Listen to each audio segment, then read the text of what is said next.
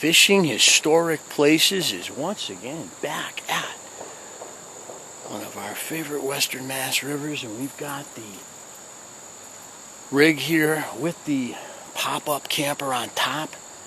We're going to give that a shot here in a little bit of what we might call stealth camping. I'm not going to make a fire. I'm just going to pop it and sleep in there, and I'm going to pound the river with grasshoppers and big stimulators, and also the Euro nymph, of course. And then tomorrow morning, repeat. So let's see how it goes. Like and subscribe. We're going to talk about the Housatonic Swift. Just won a major victory here in Western Massachusetts and for Native people all over the United States. This is Fishing Historic Places.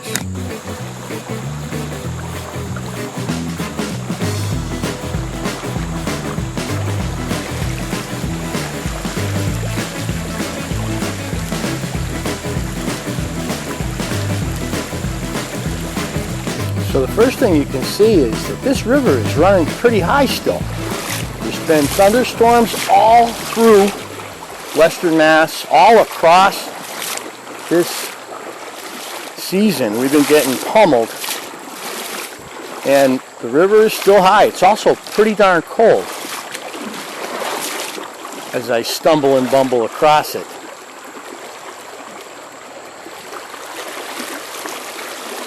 I would say we're talking 60 degrees, which is awesome. It's awesome for my boys, for the smallmouth, and maybe an occasional trout. Now this is actually a good place to swoop right here, but I'm going to need to do a little bit of a retie up here. I got to reconfigure. So now I got a longer leader, and I feel better about this. I should have done this in the first place, but I did not. Oh, there he lands. He lands. He's moving along the inside bubble line. I'm going to want to throw him at the outside bubble line, though. I am trying a streamer, which I don't throw enough of. And I feel like this white muddler minnow might be a little too much for him, but I figure I'm going to throw it. See what happens. For a little bit.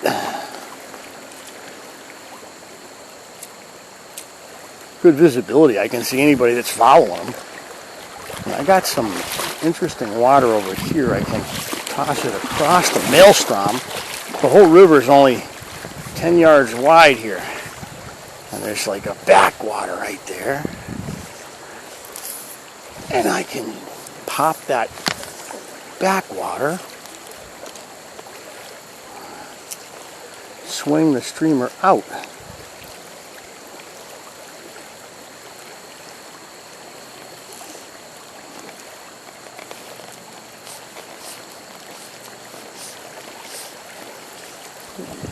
I don't know. I just don't know. You throw. Sometimes you just throw.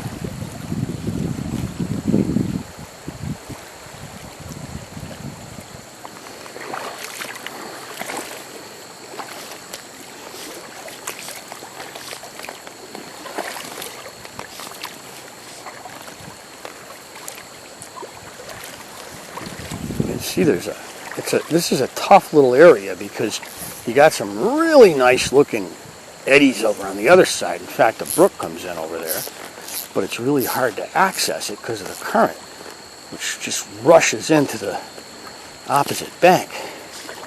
So maybe I can get somebody that's over there in the bushes to see it and then chase. And I feel like there's going to definitely be fish over there. I've always said, how do I get over there? I guess the muddler minnow is the lure to use. Now, I don't know if this is a smallmouth or a brown trout, but he came out of nowhere and pounded it. It's a smallmouth.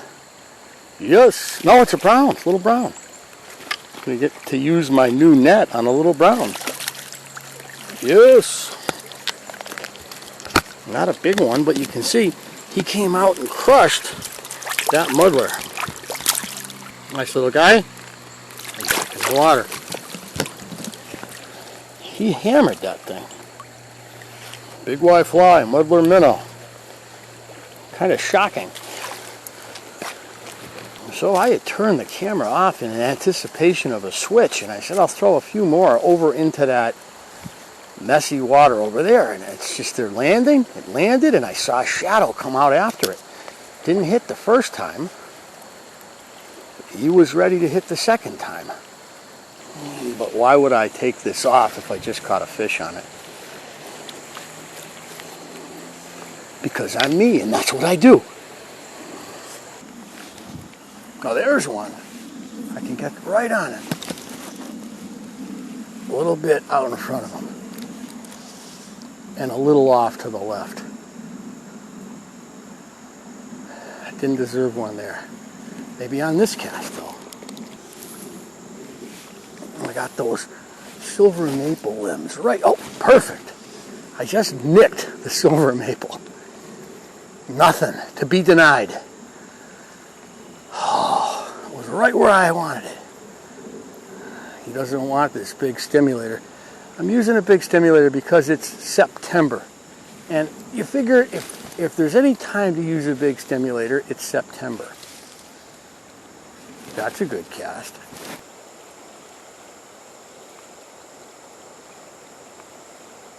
Oh.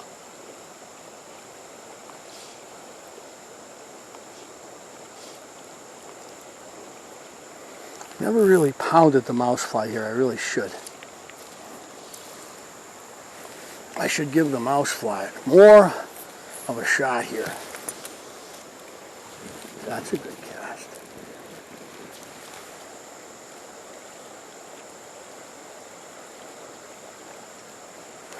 Look at that guy sitting there. There's a deep hole right there too. Nice deep hole. Anybody's looking up? They're like, oh, look at that stimulator. Oh, that stimulator stimulating. Oh, there we go. This is brown. This is a brown for sure.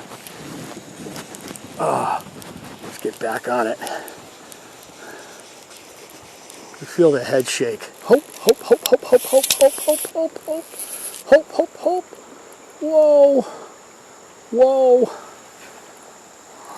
whoa. All right. I knew if I could get it over that hole with no drag, I might have a shot. And let's get him in as quick as we can without him snapping me off. Oh, we don't know how big he is, but we don't want to keep him out too long. It's still a late summer river. If it was a smallmouth, that would have jumped. Might not be. Oh, there he is. He's not that big. He's not a little guy, though. Yeah, he is. He's like a foot. Yes. Okay, nice floating net situation. Keep him in the cool water. He's just gotten the hell beat out of him. Oh, he's bigger than I thought. He's like 14. There he is. Look at that guy. Oh yeah. Swims right down into the mud and away he goes into the pool. He's just psyched. You know, he just got a ride. He's been watching the smallmouths and they get that ride and he's like, I can take a ride. I want to take a ride too. All right, on the dry fly. Nicely done here. All right. Now I got to dry it out. He was right where he was supposed to be. Don't you like it when they're where they're supposed to be? It's so rare in the world. I did something right and there was somebody where he was supposed to be. Okay, that should be dry. Oh, there he is. Now is that where it's supposed to be? It's floating out over that deep hole. He was over there. Is there going to be more than one? What, did we just watch competition? Just as it gets over that deep hole, I lost it. I think it might have sunk. I'm trying to give it some good air. Okay. At least a bass. Where I just cast, at least a bass. Come on. It's weird with the bass in this river. They're here, and then they're gone. Finally, a Housatonic smallmouth decides to bite. Oh, and he let me go. I can't win today. Can't catch me the bass. I can't catch me the trout. I'm having a tough time.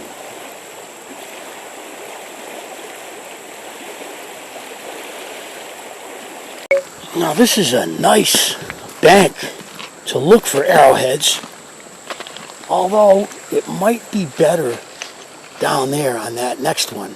And the reason I say that is because the river's carving away here and depositing down there. But this is a deposition bank right here too. And there's certainly the possibility of finding some cool arrowheads and maybe even minerals here. Well, maybe. I'm standing on like lots of minerals. There's a piece of, looks like beat up serpentine right there. Look at that. See the greenish color there? I think that might be, yeah, no, it's got a sandstony feel to it. It's got a conglomerate feel to it. Anyways, beautiful area.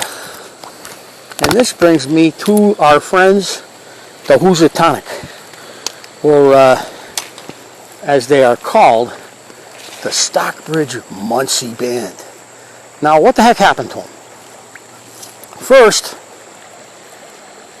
they came to this area maybe as late as the 1580s, being driven out of the Hudson Valley of New York, having come into contact with European coastal travelers and catching some of the diseases that were endemic to Europe and unheard of here in the New World.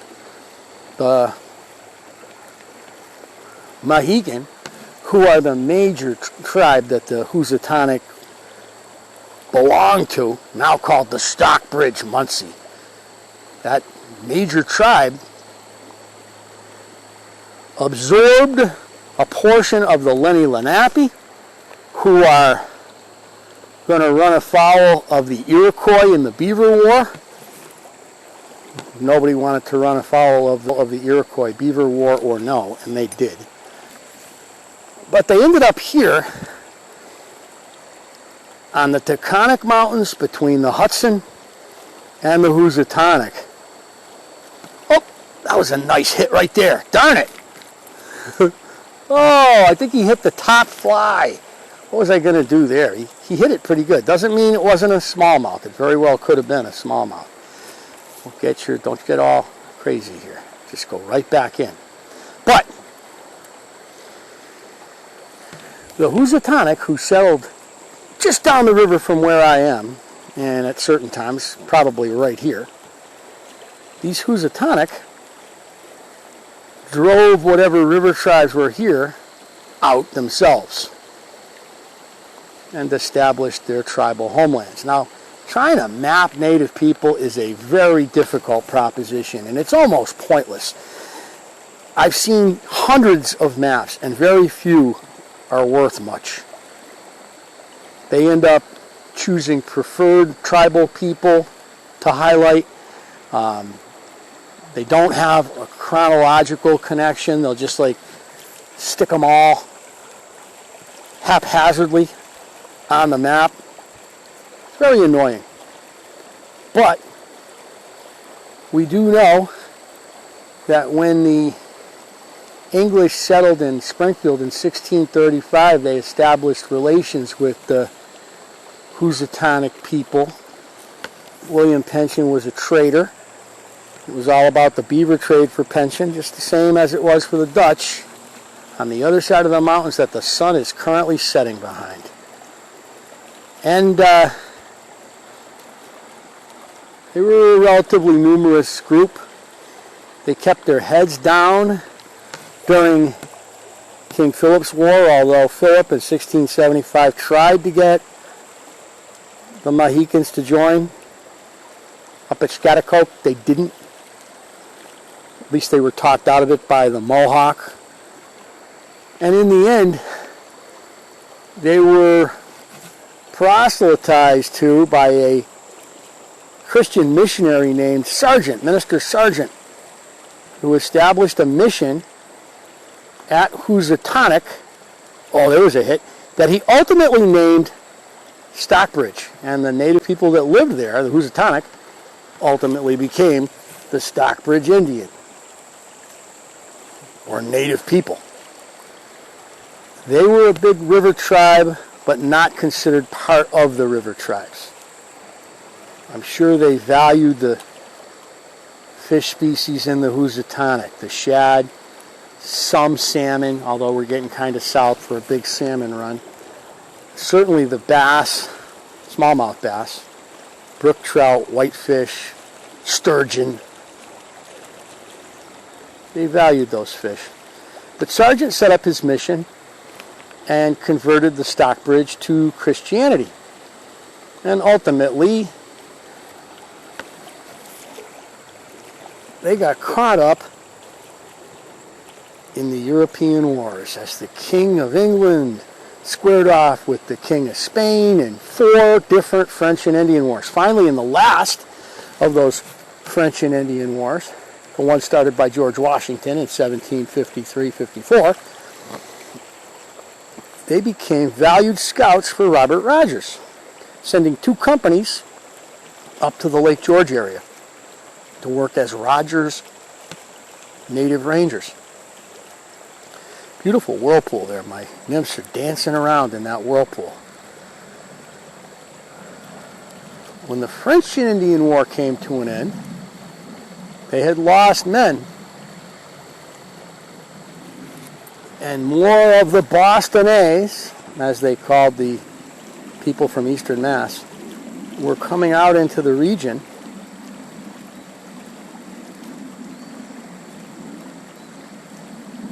to benefit from this beautiful agricultural land. The Bostonnais. I think that's funny. They're calling Bostonnais today. But when the Revolutionary War came, they were one of the few native tribes, along with the Oneida and Tuscarora, that sided with the Patriots against the Crown. And that decision would be both a blessing and a curse for the Housatonic, because, or Stockbridge I should call them now, because they lost a lot of soldiers, and their population had already deteriorated as a result of disease and the French and Indian War, the late one. And ultimately, at the Battle of King's Bridge, they purportedly lost 7 or 8 chiefs, meaning men of substance. So when the war was over, in spite of the fact that they were heroes to the patriot cause, the American cause, they didn't have enough people to really work their farms. And they sold to the Bostonnais, who basically turned Stockbridge into a lovely Berkshire town, building the Red Lion Inn and assorted other wonderful stops if you were heading up the Housatonic Valley toward Bennington, Vermont, ultimately, and Lake Champlain, or down toward New York City.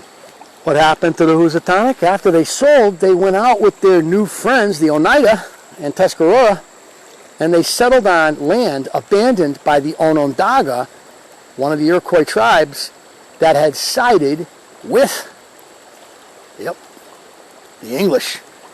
They bet on the wrong horse.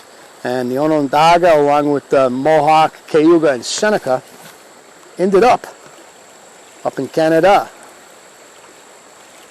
led by their great war sachem, Joseph Brant, Thayendanegea.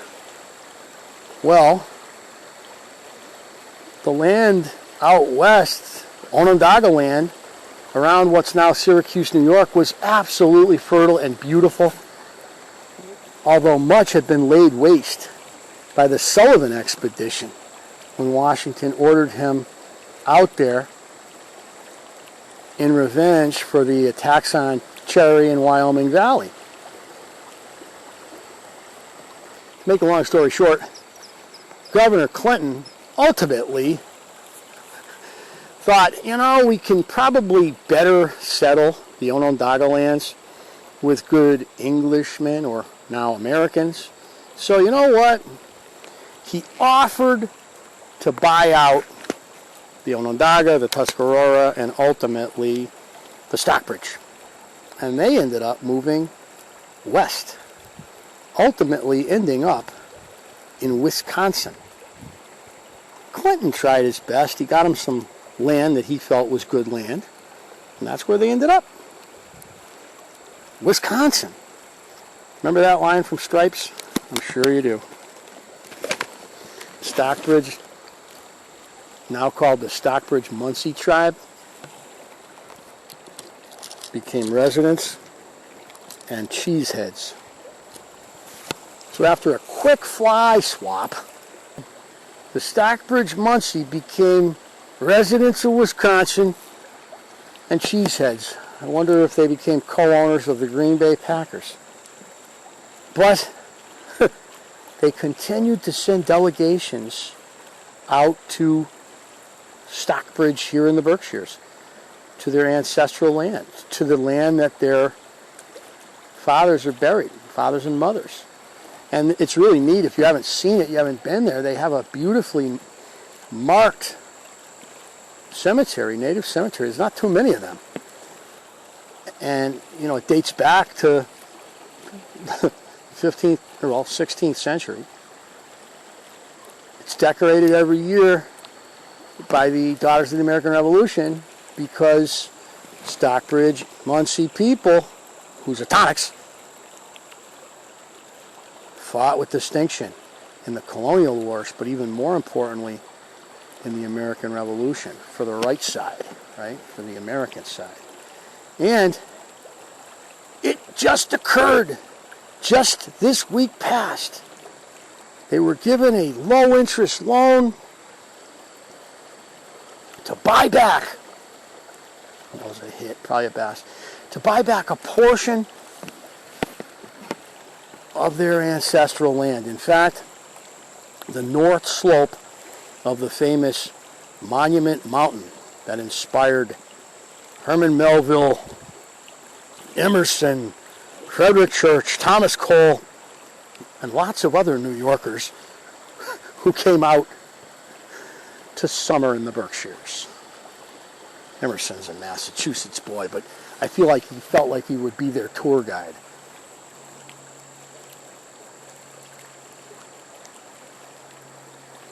So their plan is to buy something like 300 acres of land on the north slope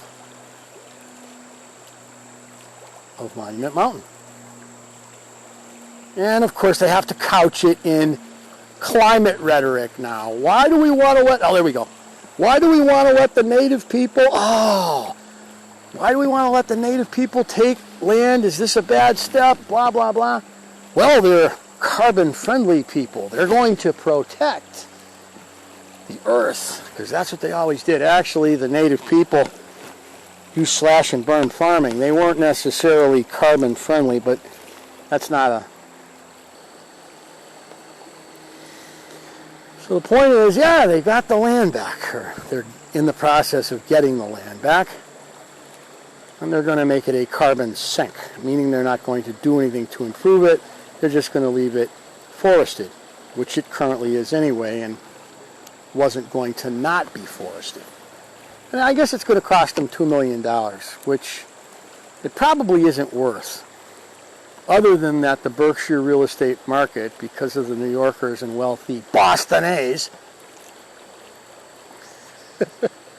is a very high-priced real estate market. So we're not going to give our friends the Stockbridge a break. They're going to pay premium. Not a really productive day here in terms of fishing. We got a couple of trout, but it was a beautiful day out here. And one on a dry fly, one on a streamer. Saw a couple deer. Investigated some rocks, and finally celebrate the return of the Housatonic people of the Stockbridge-Munsee tribe to land that borders this river about 8 miles away. It's really an auspicious beginning. Now we are in a situation with the native people. We can't be expected to return all their land. And the big question would be, of them, whose land did it belong to anyway?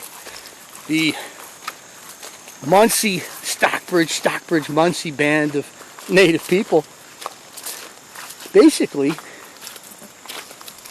stumbled across the Taconics and settled on land that had belonged to a tribe before them. Ownership rights, pretty difficult to establish. And don't go telling me that the native people shared the land. Well, they shared it within their tribe. They weren't communists, I'll tell you that. If another native tribe strayed onto theirs, it was the same as it was all over the rest of the world. There was what you call a war. With that said, I gotta throw a couple of dry flies right here.